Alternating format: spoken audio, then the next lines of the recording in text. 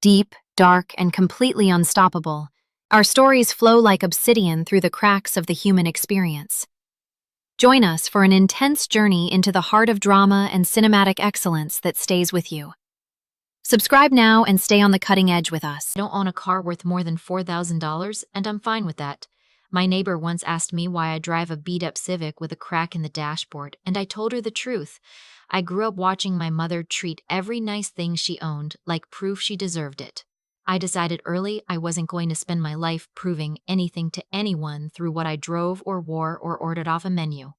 What I didn't decide early enough was this: that generosity, when it becomes expected, stops being generosity.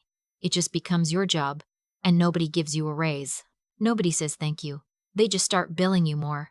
My brother's name is Theo. He's 4 years older than me, 34 now, and he has never, not once in his adult life, paid a bill at a family dinner. Not a check, not a tip, not his share of the appetizers. He has a reason every single time. His card is in the car. He forgot his wallet. He'll get the next one. He never gets the next one. I've been the one getting the next one since I was 26. Here's what nobody tells you about being the responsible sibling. It doesn't start with a big dramatic ask.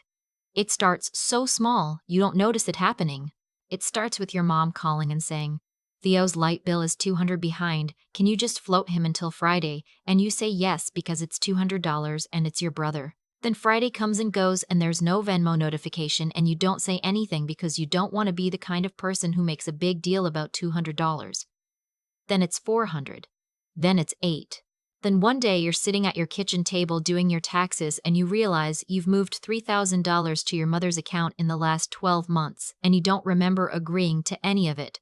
You just said yes and yes and yes until yes became your default setting. My ex-boyfriend, we were together 4 years, broke up 18 months ago. He used to tell me I had a people-pleasing problem. I told him he had a problem with people who were kind. We were both a little right. He said one thing I kept turning over in my head long after we split: you don't set limits because you're afraid of what happens when you do. But what you should actually be afraid of is what happens when you don't. I thought about that a lot this past spring, especially in April. Theo got engaged last November. Her name is Whitney, and I want to be fair because she's not a villain in this story. She's just someone who grew up in a family where the loudest person won every argument, and she absorbed that like a language. She talks over people, not to be rude. That's genuinely just how she communicates. She calls it being direct. I call it finishing my sentences before I'm done with them. The engagement was fast. They'd been dating 11 months. My mom cried on the phone when she called me, the happy kind of crying, the kind where she's dabbing her eyes but smiling so wide you can hear it. I said all the right things. I meant most of them. I do want my brother to be happy.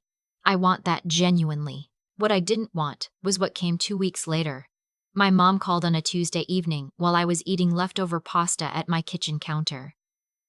She started with how much she loved me, which is always the opening act for something I'm not going to like. "The wedding is in April," she said. "And you know how your brother is with money." I set down my fork. "We were thinking," she continued, "since you're doing so well." "I am doing okay. I have a decent job. I'm a project coordinator at a mid-sized logistics firm.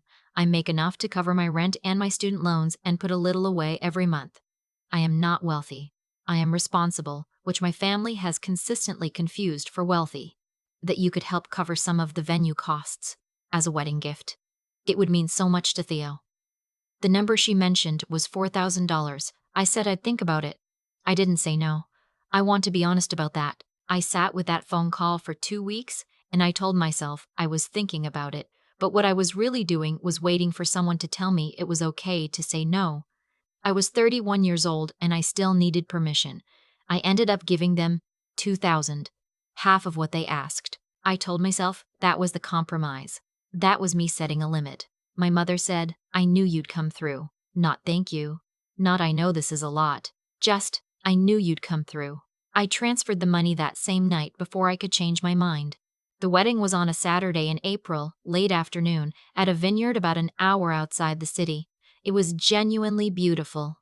Rows of white chairs, string lights through the oak trees, golden hour hitting everything just right.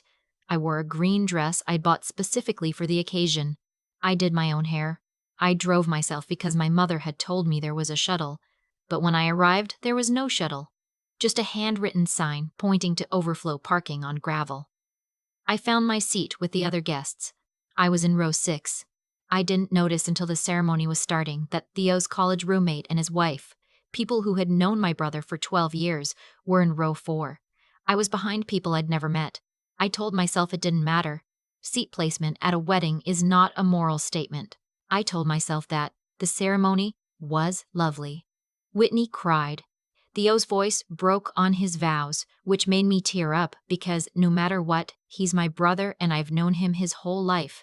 I watched him fall off his bike and skin both knees in our driveway when he was 8, and watching him stand up there in a navy suit, promising to love someone made something in me go soft. And then we moved to the reception. The venue had a main hall with round tables, each with small printed name cards. I found mine after some searching. Table 11. In the back corner of the room, near the bar in the kitchen, where the noise from both directions met in an uncomfortable middle. The kind of table where people look at their cards, look at each other, and don't quite say what they're thinking. My dining companion to the left was a man named Gerald who worked with Whitney's uncle and had a very detailed understanding of regional tax codes. My dining companion to the right was a woman who introduced herself as someone's +1 and spent most of dinner on her phone. I sat down and opened my menu. Here's the thing about the menu, it was 4 courses, pre-fixed, with a few upgrade options you could select in advance on an RSVP card. I had returned my RSVP card 2 months prior with my meal selections carefully filled out. When the first course came, the server placed a small arugula salad in front of me. I hadn't selected the arugula salad. I had selected a butternut squash soup, which is listed at the top of the card as the warm option. And given that it was an April evening that was still running cold, I had specifically wanted the soup. I flagged down the server quietly and mentioned the mix-up. She looked at her sheet, apologized, and said she'd check with the kitchen. She never came back. I ate the arugula salad. The main course, I'd selected the salmon. What arrived was the chicken. Not bad chicken, fine chicken, but chicken that was not what I had chosen and not what I wanted. I flagged a different server this time and explained. He nodded seriously and disappeared. The salmon never appeared. What did appear 10 minutes later was a small bread roll placed next to my plate without comment. I sat in the back corner of my brother's wedding, at a table with strangers eating a meal I had not ordered, and I thought, I paid $2,000 for this. I want to be clear that I was not going to say anything. I was going to sit there, drink the included wine, and be gracious because that is what I do. Because I am 31 years old and trained since childhood to keep the surface of things smooth no matter what is happening underneath. And then the speeches started. My mom spoke first. She talked about Theo with this breathless adoration she has always reserved specifically for him, the way a person talks about a sunrise, like it's something that happens to you, not something you had any hand in creating. She talked about what a hard worker he was, what a loyal son, how he had always been the one to show up for the family. I refilled my own wine. She didn't mention me. Not even as an afterthought. Not even the "and," of course, we're so proud of both our kids, that parents reflexively add for fairness. I was simply absent from her version of the family story, which, when I think about it now, was the most honest thing she said all evening. After the speeches came the dancing portion of the night, which meant the tables were briefly abandoned and people drifted in clusters toward the dance floor or the bar. I went to the bar. I got a glass of water because I had a long drive home and I stood near the windows looking out at the oak trees, which were just starting to catch the evening light. Whitney's mother found me there. I had met her twice before, once at the engagement party and once at a brunch my mother had organized. She is a small woman with precise posture and the kind of confidence that comes from never having had to apologize for taking up space. She touched my arm lightly and said how wonderful it was to have me there. "Theo talks about you," she said. "Good things, I hope. He says you're very dependable." She smiled warmly. "That the family really leans on you." There it was, dependable. The word you get when you've been trained to say yes. I said thank you. She drifted back toward the dance floor. I stood there with my water glass and felt something in my chest tighten and then slowly, distinctly, go quiet. The dinner service resumed around 8. Dessert came, a slice of layered vanilla cake with a raspberry compote, the same for everyone at every table, no customization, which meant it was fine. It was perfectly fine. and I was sitting there eating cake when my sister-in-law's bridesmaid leaned across the table and told the woman beside me that they had upgraded tables 7 and 8 with the premium champagne because they were immediate family and close friends. Table 7 was where my mother was sitting. I could see her from table 11, laughing at something, her glass raised. I looked at my regular champagne and thought, $2,000. I didn't make a scene. I want that to be clear. I finished my cake. I folded my napkin. I waited until the dancing resumed and people began to move around again, and then I found Theo near the edge of the dance floor, slightly loosened by whiskey, his tie undone. He hugged me when he saw me. He smelled like the cologne he's worn since he was 19. "You made it," he said, like my presence was a nice surprise rather than something I had driven an hour for in a dress after paying $2,000. "I made it," I said. "Can I talk to you for a minute?" We stepped outside onto a narrow stone terrace. The oak trees were just shapes in the dark now, the string lights making everything soft. "The seating," I said. I was at table 11, near the kitchen. He looked at me. "Yeah, we ran into some issues with the seating chart last minute, Theo. I gave you $2,000. He had the grace to look uncomfortable, at least. He looked down at his shoes, nice shoes, the kind you rent for an occasion, and he said, "Whitney handled most of the seating. You handled the conversation where you asked me for money. You were present for that one." "I know, and I appreciated it. I really did." "Your roommate from college is in row 4. I was in row 6 at the ceremony, and table 11 at dinner, near the kitchen." He opened his mouth, and what came out was, it was a complicated chart. I looked at him for a long moment. The music from inside was filtering through the walls, something slow and warm. He looked the way he has always looked when he knows he's wrong but is hoping the moment will pass without requiring him to actually say so. Slightly pained, slightly waiting. I said, "Okay." He said, You're not upset, are you?" I thought about it, genuinely thought about it, standing there on that stone terrace with my brother on his wedding night. Was I upset? I was something. Not quite anger, not quite sadness, closer to clarity. The kind that settles in when you've been seeing something sideways for a long time and you finally turn to face it straight on. "I'm fine," I said. "Congratulations, I mean that." He hugged me again. He went back inside. I stood on the terrace for another few minutes, watching the dark shapes of the oak trees. Then I got my coat, found my car in the overflow gravel parking, and drove home. The next morning was Sunday. I made coffee, sat in my kitchen in the gray morning light, and did something I'd been avoiding for a long time. I opened my banking app and went through 12 months of transactions. Every transfer to my mother. Every time I'd bought groceries for Theo when he said he was short. Every time I'd covered something just until Friday. The total was higher than I'd calculated in my head. It's always higher than you think when you finally add it up properly. I put my phone face down on the counter and drank my coffee. My mother called that afternoon. She said the wedding had been beautiful, wasn't it beautiful? And she asked if I'd had a good time, and I said I had, and she said she was so happy, and then she said, "Oh, and I almost forgot, Theo mentioned the honeymoon hotel situation." I said nothing. "They found this place in Costa Rica, but there's a deposit due by end of the month, and with everything they just spent—" "No," I said. A pause. "What?" "No. I'm not going to cover the hotel deposit." The silence that followed was the specific kind of silence my mother produces when she is recalibrating. It has a texture to it, that silence. I know it well. "I just thought, since you've always been so dependable," I said. "I know." I was going to say generous, Mom. I kept my voice level. No heat in it, just certainty. "I'm not going to help with the hotel. I'm not going to help with anything for a while. Not because I'm angry, but because I need to stop." She said I was being dramatic. She said she didn't understand where this was coming from. She said she'd always made sure I knew how much she appreciated me. I let her finish. Then I said, "I love you. I'll talk to you soon," and I hung up. It did not feel like a movie moment. I want to be clear about that. There was no music. I didn't stand up and walk to the window and look meaningfully into the middle distance. I just sat at my kitchen table with my phone in my hand and felt the specific, strange hollowness of having finally said a thing you've been holding in your chest for years.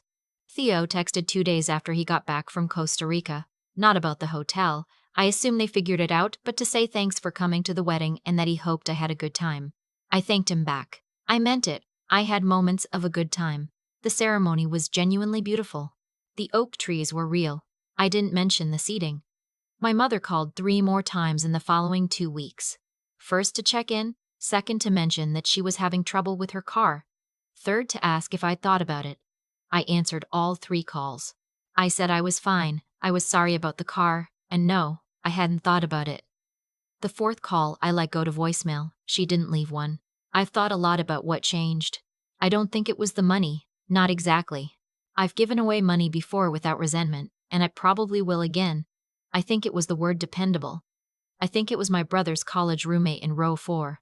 I think it was the chicken instead of the salmon, and the bread roll that appeared afterward like a small apology that nobody said out loud. I think it was sitting in the back corner at table 11 and realizing that dependable isn't the same as valued. That being the one who always comes through is not the same as being the one they think of first when they're deciding who matters. I set limits now, not walls. I've heard people talk about cutting off their families like it's a surgery, clean and final, and I don't think that's what I wanted. I wanted something more like adjusting the terms of an arrangement that had gotten lopsided without anyone formally agreeing to the imbalance. I still talk to my mother. I still love my brother. I went to his wedding and I cried a little during his vows and I meant it. But I haven't transferred a dollar to anyone in my family since April. It's July now, and my savings account has more in it than it has had in 4 years, and some mornings I open the app and look at the number and feel something uncomplicated. Something I don't have a word for exactly, but that sits in my chest the way sun sits on a windowsill. Quiet, warm, not asking anything of me. My ex-boyfriend was right about one thing.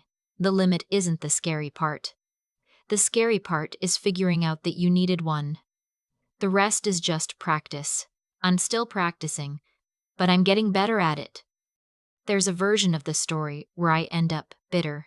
I've thought about that version. It's not this one. What I keep coming back to isn't the money, though the money was real and the number was higher than I wanted to admit. It isn't even the seating chart, or the chicken that showed up instead of the salmon, or the bread roll that appeared afterward like a quiet apology from someone too cowardly to say the actual words. What I keep coming back to is the word Whitney's mother used, dependable. She said it like a compliment and it landed like a diagnosis. Because here's what I'd figured out. Slowly, the way you figure out most things that matter, when the people around you describe you as dependable and they say it with that particular warmth. The warmth that means they're relieved, that's not them seeing you. That's them describing what you do for them. Those are 2 completely different things, and I spent the better part of my 20s confusing one for the other. I was not raised to ask for things. I was raised to provide them. And for a long time I told myself that was a virtue, that being the one who shows up and handles things and never makes it difficult was a form of strength. Maybe it was, a little. But there's a version of strength that quietly becomes a cage, and the cage is so comfortable, so familiar, that you stop noticing the door was never locked. Theo didn't set out to take advantage of me. I want to believe that, and mostly I do. He grew up in the same family I did, learned the same unspoken rules, just ended up on the other side of them. The one who receives. That's not entirely his fault. But it's not entirely mine either, and for years I acted like the imbalance was something I'd caused by not being more careful, not setting things up differently from the start. That thinking kept me stuck for a long time. The real shift, the one that actually changed something, wasn't the wedding. It was the morning after. It was sitting at my kitchen table with a cup of coffee and my banking app and finally letting myself see the number clearly without the story I'd been wrapping around it, without the it's family and the it's not that much and the they need me. Just the number, sitting there, honest and flat on the screen. Clarity isn't comfortable, but it's cleaner than the alternative. What I've learned about cause and effect, not in any mystical sense, just the plain mechanical sense of how actions compound over time, is that the bill always comes due. Not as punishment, just as math. Every time I said yes when I meant no, I was making a deposit into an account I didn't control. Every time I absorbed the cost so someone else didn't have to, I was teaching the people around me that the cost wasn't real. You can't do that for years and then be surprised when nobody budgets for it. The limit I set wasn't an act of cruelty. It was the first honest accounting I'd done in a long time. And honesty, even when it's uncomfortable, is something you can build on. I'm building on it. Table 11 turned out to have better sightlines than I thought.